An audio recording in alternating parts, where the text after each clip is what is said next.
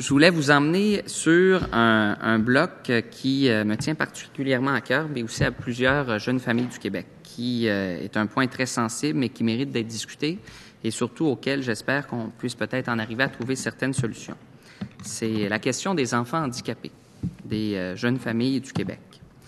On ne choisit pas de naître avec certains handicaps, vous en êtes tous bien conscients. Je voulais vous parler du programme de soutien à l'intégration des services de garde pour les enfants handicapés. Il y a un cas qui pourrait peut-être imager justement la situation que vivent de nombreuses jeunes familles au Québec, puis qui, je pense, mérite à ce qu'on s'y attarde, puis qu'on apporte peut-être certaines solutions. Le cas notamment, exemple, du petit Louis Gaudreau, qui est né le 12 mars 2014 et qui est né avec un retard de développement moteur significatif. Je ne vous ferai pas tout le bilan de tous les symptômes médicaux parce que vous allez voir, c'est assez lourd. Myopie, astigmatisme, extropie congénitale, etc., etc. Le petit Louis doit donc bénéficier d'une supervision constante, 24 heures sur 24, 7 jours sur 7. Il a commencé à fréquenter le CPE La Joie de vivre au mois d'octobre 2014 à raison d'1h30 par jour.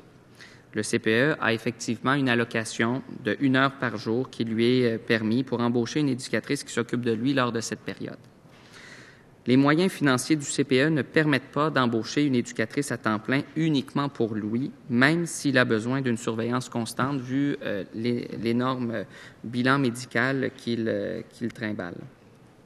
La mère du jeune homme en question, Virginie Lécuyer, a donc dû prendre un congé sans solde pour s'occuper de son enfant à temps plein. Et là, je vous donne des exemples parce que, Madame la ministre, vous allez voir, ce qu'on souhaite, c'est en arriver à des solutions. Le CPE, La Joie de vivre, a fait une demande de soutien de mesures exceptionnelles, de soutien à l'intégration dans des services de garde pour les enfants handicapés ayant des besoins importants. Je pense que c'est une mesure qui est attitrée à un enfant de façon plus spécifique, qui le suit durant toute son évolution. Et de ce que je comprends, le jeune Louis n'est pas le seul dans cette situation-là. Il y aurait des nombreuses demandes qui auraient été faites au ministère de la Famille. Puis de ce que je comprends, c'est que le ministère ne peut pas répondre favorablement à l'ensemble des demandes qui lui sont fournies par les familles touchées.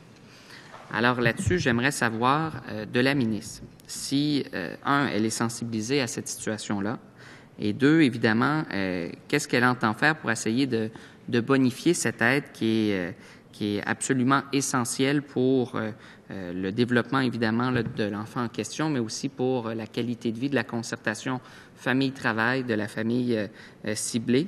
Et le jeune en question dont on fait l'exemple aujourd'hui, Monsieur le Président, provient de la région de la Montérégie.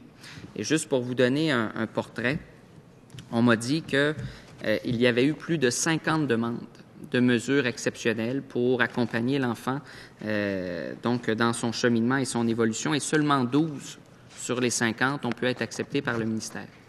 Alors là-dessus, je voulais entendre la ministre et voir avec elle de quelle façon on pouvait peut-être réussir à augmenter ce chiffre-là au cours des prochains mois.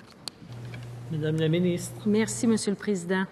J'apprécie qu'on puisse en parler parce que c'est un cas où j'ai beaucoup échangé avec le député de Saint-Jean. C'est un cas qui était tout particulier au député et qui cherchait à mieux comprendre comment on attribuait les services. J'ai découvert au moment où on a regardé de façon très pointue le cas du petit Louis, les conditions, je vous dirais, particulières de certains types d'handicap. Je vous le dis comme ça parce que, effectivement, quand vous me dites que c'est une surveillance constante, malheureusement, souvent, l'obligation, c'est que il y a un des deux parents qui choisit de rester à la maison. Je dis c'est malheureux parce qu'on devrait permettre à quelqu'un de faire un choix. On le disait plus tôt, on devrait garder la même perspective que ça. Je me suis je suis retournée au ministère pour voir comment on pouvait faire mieux, puisque dans la volonté de dépolitiser les choix qu'on fait, c'est un choix qu'on a fait il y a quelques années. Pour toutes sortes de raisons, on a dit que ce ne sera plus le politique qui va choisir.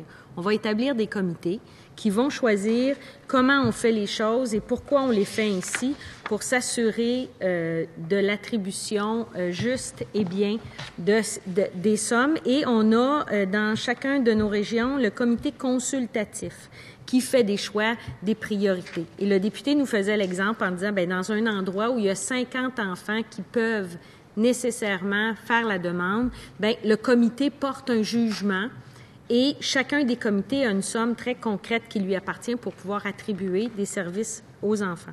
Plus souvent qu'autrement aussi, on donne un service, un nombre d'heures jour, plutôt que combler l'ensemble du temps que l'enfant est à la garderie. Donc, on regarde de notre côté comment faire mieux. Et je vous dirais que dans cette volonté-là, il faudrait que, de la façon qu'on le regarde, on puisse parler aussi au ministère de la Santé et des Services sociaux. Parce que les enfants qui sont reconnus avec un handicap majeur, qui veulent être dans un service de garde pour toutes les raisons qu'on y voit de positif, bien, ils sont limités à un accompagnement pas sporadique, mais très, très encadré dans la journée. Donc, si on est capable de faire des partenariats avec la santé et des services sociaux, on pourrait peut-être aller voir plus loin. Mais pour ça, il faut que je revienne aux règles, que je revienne au comité consultatif, que je revoie nos façons de faire pour m'assurer que la réponse qu'on fait aux uns puisse faire en sorte qu'on donne un meilleur service. Je vous le dis comme ça parce qu'au moment où la mesure a été mise en place, ce n'était qu'un accompagnement sporadique. Ce n'était pas un accompagnement temps plein, une personne, un bénéficiaire, un service de garde. C'était vraiment une façon de dire, bien, pendant 3 heures, on va donner de la stimulation, puis le reste, ça va être l'intégration sociale. Dans le cas du Petit Louis, parce que je pourrais vous parler d'un autre cas, mais dans le cas du Petit Louis, c'est une stimulation, mais c'est aussi, c'est pas occupationnel, c'est temps plein toute la journée, un 1 par 1 comme contribution. Donc, c'est un petit peu plus exigeant. Monsieur le député. Bien, tout d'abord, je suis très content que les comités qui ont été mis en place font des choix de façon apolitique pour déterminer qui peut recevoir donc un coup de main. Là, j'ai des chiffres ici devant moi des demandes reçues versus le nombre d'enfants qui ont été financés. On peut voir ici que dans la région de Montréal, là, il y a eu environ 50 demandes dans la dernière année, puis 53 personnes qui ont été financées. Dans la région de la Montérégie, c'est 59 demandes qui ont été faites, donc un peu plus que ce que je vous ai dit tout à l'heure, et c'est 30 personnes qui ont pu recevoir de l'aide, donc environ la moitié. Alors, ma question à la ministre, c'est, je vois qu'elle est sensibilisée, qu'elle semble avoir une préoccupation. C'est certain qu'on ne peut pas laisser les choses comme ça. Puis, au-delà de notre bonne volonté, je voulais voir avec elle combien d'argent, est-ce que c'est juste une question d'argent? Ou est-ce que c'est une question de main-d'œuvre spécialisée ou de distribution, de répartition? J'aimerais savoir s'il n'y aurait pas moyen d'améliorer justement le nombre d'enfants qu'on peut aider à ce niveau-là et peut-être essayer de se donner un petit défi collectif là, comme parlementaire pour démontrer au moins que, j'aime pas dire l'expression « les bottines suivent nos babines », mais disons qu'on dit ce qu'on fait et qu'on fait ce qu'on dit dans cette situation en particulier. Donc, je voulais voir un peu là, quel était le défi qu'on pourrait relever. Madame la ministre. Je le disais dans l'intervention juste avant, le défi n'appartient pas, je crois, bien humblement, qu'au ministère de la Famille. Je pense qu'il faut aussi s'attarder au ministère des Services sociaux puis au ministère de la Santé pour s'assurer qu'on fait le tour correctement. Par contre, Puis je suis tellement heureuse d'avoir des gens autour de moi qui me donnent l'information, qui me glisse entre les mains des fois ou dans la mémoire. Mais on a aussi une allocation familiale qui vient pour les enfants handicapés. Et cette allocation par année ressemble à 2200 $. C'est celle-là ici. Bon, je te dis qu'il y a assez de papier sur mon bureau. C'est 187 $ par mois pour une allocation familiale spécifique pour les enfants handicapés. Maintenant, je crois, bien sincèrement, puis je suis non seulement sensible, mais j'ouvre la porte à mon collègue ou à mes collègues. Je crois qu'il est temps qu'on regarde les services qu'on offre et les services que les parents aimeraient avoir. Parce que, vous savez, en éducation, c'est la même chose qui est arrivée. On offrait des services, puis tranquillement, pas vite, on est arrivé à plus spécifier les services dont on avait besoin. Donc, dans le milieu de la petite enfance, il faut regarder comment faire mieux puis comment faire plus, mais le ministère de la Famille ne peut pas le regarder seul, puisque celui qui reconnaît l'handicap, c'est pas le ministère de la Famille, et celui qui donne les services en santé, c'est pas le ministère de la Famille. Donc, comment on fait pour que le milieu des centres de la petite enfance devienne le lieu connexe, le lieu commun pour recevoir l'ensemble des services de la famille plutôt que ce soit un milieu hospitalier qui donne les services. Donc, il faut essayer de voir comment on peut faire mieux avec ce qu'on a et sachez que on est très sensible parce que le cas et la question de votre collègue de Saint-Jean a soulevé est venue susciter chez nous énormément d'interrogations sur le comité, mais aussi comment on peut faire mieux avec la disponibilité qu'on a en ce moment. Monsieur le député. Merci, Monsieur le Président. Est-ce qu'on peut avoir un engagement de la ministre aujourd'hui pour au moins qu'elle... Parce que je comprends que c'est en lien avec les services sociaux, mais en même temps, elle est la mieux placée, je pense, pour réussir à faire bouger les choses là, dans un cas comme celui-ci, puisque, oui, ça touche à la fois à certains de ses collègues, mais ça la concerne aussi également. Donc, je voulais voir si elle pourrait prendre l'engagement aujourd'hui devant nous pour essayer de faire ce qu'il est en son pouvoir, pour essayer d'améliorer la situation et que si l'année prochaine, aux études de crédit, on a à faire un bilan sur cette question, justement, d'accompagnement pour les enfants handicapés, on puisse réussir à peut-être augmenter notre bilan national. Madame la ministre. Monsieur le Président, je vous rassure. Puis je rassure mon collègue.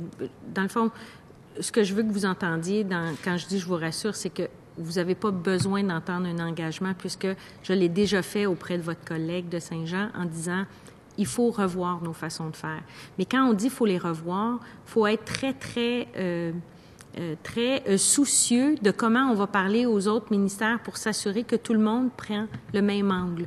Je vous donne un petit aperçu de ce qui pourrait m'inquiéter, c'est-à-dire qu'on puisse dire, puisqu'on ne peut pas l'offrir correctement dans les services de garde, ils n'auront plus accès aux services de garde. Et c'est pas là que je veux aller. Je veux vraiment aller dans un service aux familles qui s'adaptent aux familles et leurs besoins. Et pour ça, j'appelle au rendez-vous mes collègues qui n'ont pas de difficulté du tout à parler avec moi ou avec les cabinets qui se parlent entre eux pour donner un meilleur service. Mais quand je vous disais services sociaux et la santé, je ne peux pas passer à côté aussi de mon collègue qui est juste la porte à côté, donc celui qui s'occupe aussi de l'attribution de l'allocation familiale. Monsieur le député.